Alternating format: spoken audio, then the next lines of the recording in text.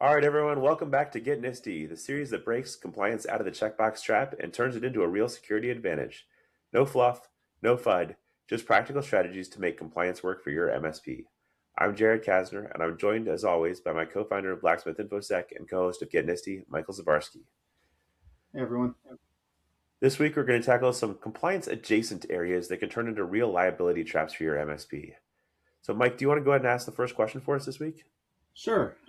This one came in from Sam, who's an ops manager at an MSP.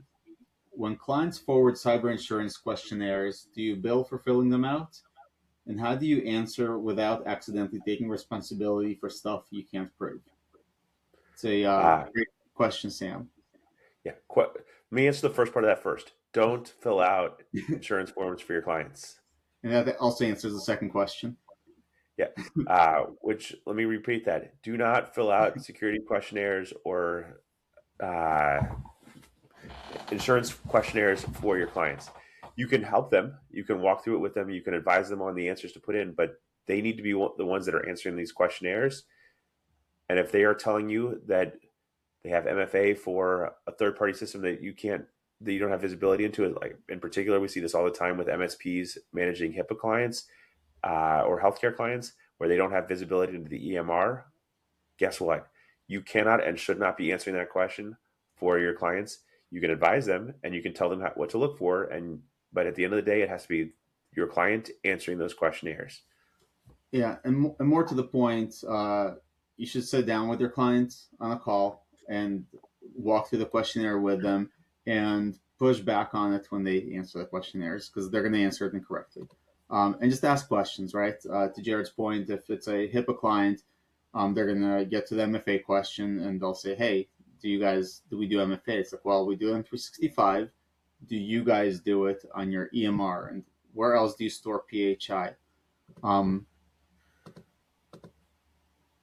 That's a big piece of kind of again knowing your client, understanding their operations, and knowing, hey, here's places where they could store PHI, right?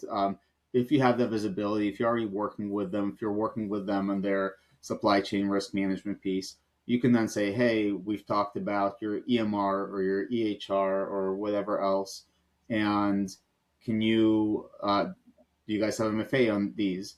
Hey, you guys have this form that you're collecting PHI on. Do you have MFA turned on for when you log into that backend system, right?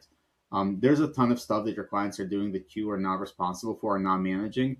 And that's where being a good partner to your clients and understanding their business, understanding the tool sets they're using really leads you to enable your client to be successful, enables you to be successful. Um, and that's really, I think, the big thing is the making sure that, as Jared said, and we're going to keep harping on this, do not fill out the questionnaires. And we see this all the time. But even when you fill out the questionnaire with the client or have them fill it out with you on the call, make sure that you're kind of pushing back and asking those probing questions so they're not accepting risks that they're not even aware of either. Yep. Yeah, you can certainly advise and help out, but you cannot be responsible for filling out these forms. This is not your risk that you're mitigating, and you can and probably will put yourself into a position of accepting liability or responsibility for things that you can't. If you get it wrong, it will come back to you because the client will come back and say, "But my MSP did. My MSP said." Right? You can advise them, but they have to be the ones that fill it out. And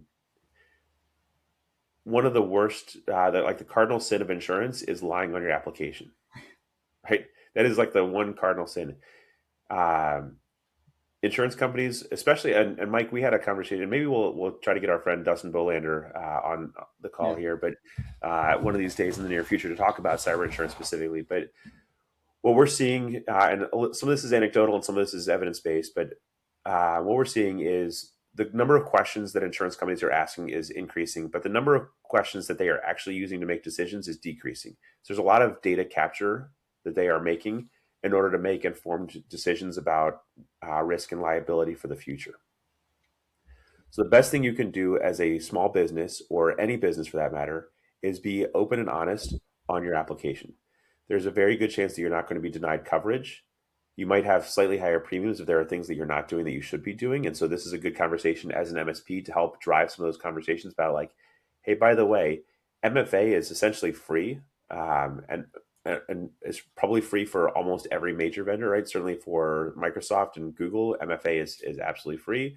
Other vendors are still charging an SSO tax and things like that, which really grinds my gears, as they say. But MFA is essentially free, right? And so if you say, look, I have this free service to help enforce MFA for you, which is going to help reduce your premiums, that's going to get like eyes will start to open up. But be open and honest about what the current state of affairs is when you fill out this insurance questionnaire, or when and more specifically, as you're advising your clients to fill out the questionnaire, advise them to be honest and help them understand what honesty really looks like. Because the last thing you want is, in the event of an incident, for the insurance company to come back and say, yeah, we're denying this claim because you said you did X, and it turns out you don't actually do X, right? So you want to be able to make sure that your clients are answering this as honestly as possible so that they don't get themselves into trouble later. They are, right now in March of 2026, insurance coverage is not being denied because of missing controls. Premiums might be adjusted based on missing controls, but coverage is not being denied. But claims are absolutely, in March of 2026, being denied because you lied on your application form. And so don't take the responsibility, because if you fill out the questionnaire, you are taking the responsibility. So don't do it. Advise your clients and make sure that they are as open and honest as possible on that application form.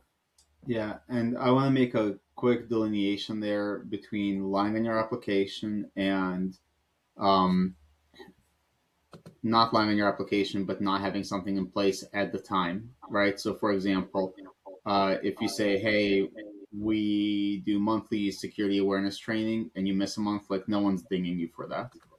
But you need to prove that for the other 11 months you did it, Yeah. right? At that point, like, ownership of burden of proof comes on you being the client, because they're the ones that are filling out this questionnaire. Because why? You're not filling out the questionnaire for your client.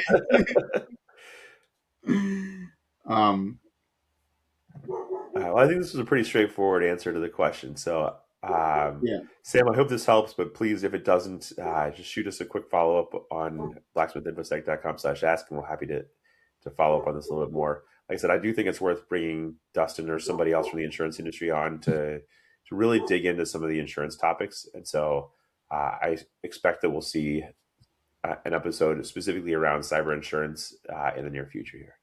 Yeah. But in the meantime, I'm going to go ahead and jump over to sorry, Mike, do you have something else you wanted to add before I jump over? No, I was agreeing with you. I just said yeah. All right, cool. So our next question today comes from Nina. She's the service desk lead at an MSP in Portland. And she was wondering, for FTC safeguards, what actually counts as MFA compliance in the real world? Is VPN plus MFA enough, or do you need MFA at the workstation, file access, admin actions, all of it? Like, what level of MFA controls makes the most sense, and does it need to be on all the things, some of the things, none of the things? Like, I'm sort of interpreting her question here, but I think reading the tea leaves is about what we're looking at. It is if I just force MFA on my VPN and put everything behind my corporate firewall, am I good enough? The short answer is maybe, and the longer answer is probably not, although possibly. And so, how's that for a very wishy-washy answer? Perfect. Like everything else with compliance. All right. As long as we're clear as mud, I think we can close this episode. No, I'm just kidding. Mike, why don't you take a stab at answering some of this in a little, like, let's bring some clarity out of the mud here that I just threw us all into. Yeah, it's a compliance TBI, to be interpreted. So generally, all the compliance frameworks, whether it's FTC safeguards or HIPAA or CMMC or whatever, don't care what you do across the board. They care about the data they care about. So for CMMC, it's going to be CUI. For HIPAA, it's going to be PHI, EPHI. For FTC safeguards, it's going to be customer data. And so the way that the regulation is written generally is, yes, if you're on a system that has access to customer data, you're accessing customer data, you must use MFA, period. With the caveat, as always, that uh, a qualified individual could, again, accept the risk, policy exception, etc., with reasoning behind it, all documented and buttoned up. And so the reason for it is sometimes MFA is not available in systems, just physically not. And so again, you put in mitigating controls. So the system may not have MFA, but maybe the system's only accessible through the VPN or sectioned off or whatever else. And so then you've got compensating controls, and then a qualified individual can come in who's the security officer or compliance officer for the organization and say, yes, we're going to document this exception. We're going to allow for it because there's nothing else we can do. We're going to put in all these mitigating controls to try and limit the exposure.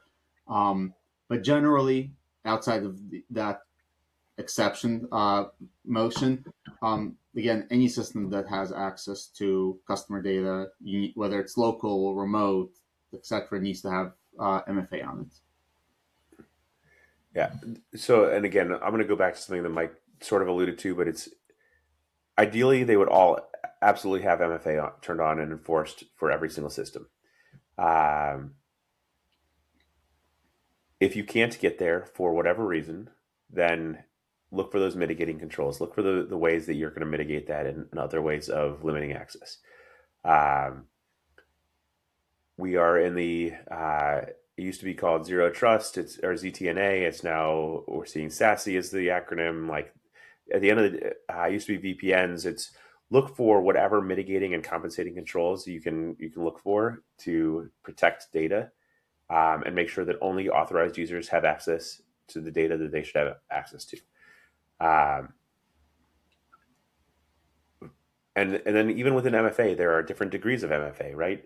It drives me crazy that we're in 2026, and one of the banks that I do business with only offers SMS-based MFA, which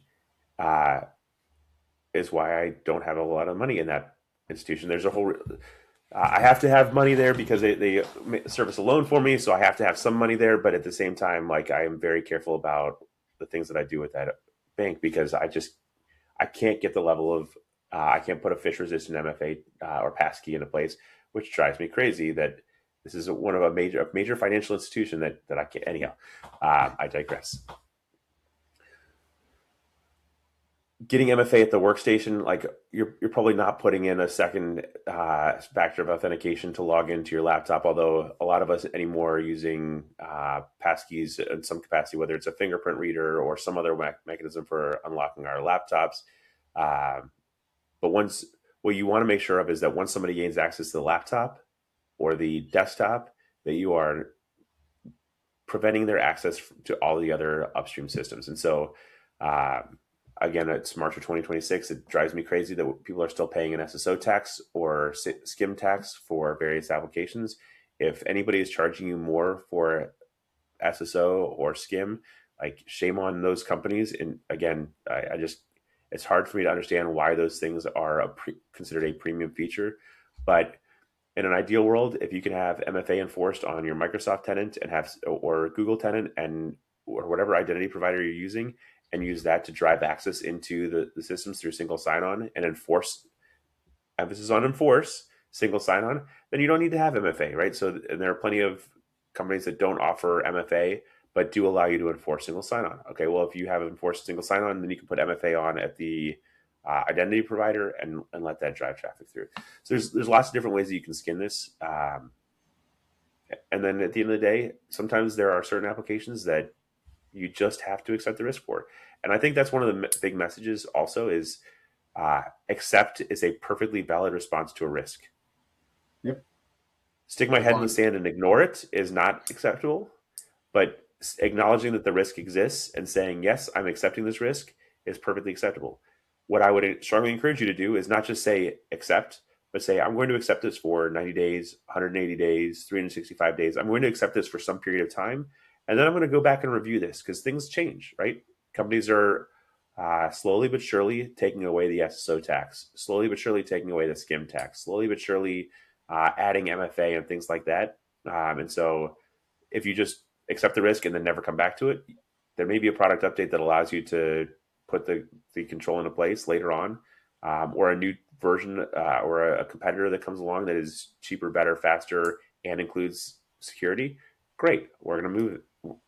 But keep an eye out and look for those things. And you don't need to be looking every day, but give yourself a timeline, whether it's 3 months, 6 months, 12 months, when you're going to come back and revisit that decision. So, Jared, when you say accept the risk, what do you mean by that? So, let's say I have an EMR that does not offer multi-factor authentication. There are some out there. I would strongly encourage you not to use those EMRs, but that's a separate conversation. There are some out there that exist. You have Epic, that's the 10,000-pound gorilla that everybody and their brother, I think, would like to be able to use if they could afford to use it, but it's expensive. And so they go with a cheaper option. The cheaper options don't necessarily maybe have the same security controls in place or the same security enforcement mechanisms in place. And they look at that and they say, all right, it's going to cost me, and I'm going to make up numbers here because I don't know what Epic and Athena and Cerner are charging these days, but let's say, for the sake of argument, let's say Epic is $10,000 a year and another less expensive EMR is $1,000 a year. The doctor's office might say, look, that $9,000, my profit last year was $5,000. And so if I'm spending an extra $9,000, I'm now, instead of being in the black, I'm in the red, and I can't operate in the red forever. So I'm going to accept the risk of not having stronger security controls because of the cost associated with going to the tighter security controls. And I'm going to accept that for 6 months. And then I'm going to come back and revisit that and say, all right, am I still okay with accepting this risk? And maybe in 6 months, their practice has grown enough that they say, you know what, the extra $9,000 for Epic is totally worth it to me because my practice has skyrocketed. And so now instead of making $5,000 in profit a year, I'm projecting $50,000 in profit. And I want to safeguard that and make sure that I can continue to grow and not put myself at risk. So accepting it is looking at the risk, understanding what it means, and saying, yes, I am okay with this. I've acknowledged that this exists, and I'm accepting that is a risk to my business by not doing anything about it. Yeah, and one thing that's important to add to that is documenting that risk exception. That way, if something happens, you've got evidence that your head was not in the sand. You are actually accepting the risk versus just ignoring it. So document it in your risk register. As Jared said, come back to it every 90, 180, 365 days, whatever makes sense to review it. But the documentation is critical. Again, this goes back to the question with the FTC safeguards and having a qualified individual make that assertion. Again, documenting that to say, hey, we realize we're in this situation with this application. Here's what we're doing. Here's what we're not doing. And here's why. And we'll revisit this. Yep. Cool. So anything else we should talk about on this topic, Mike? No, I think the other thing that I wanted to call out for Nina is I like that you're thinking outside the box a little bit of like, hey, how do we actually solve for this? What mitigations can we put in place? Again, other than just accepting the risk, you can absolutely mitigate it and lower the risk before accepting it. So I like your idea of putting it behind a VPN that has MFA in it. Again, it doesn't solve for the control necessarily, but it does help put extra layers of protections in place, which is always good. Yep. Awesome.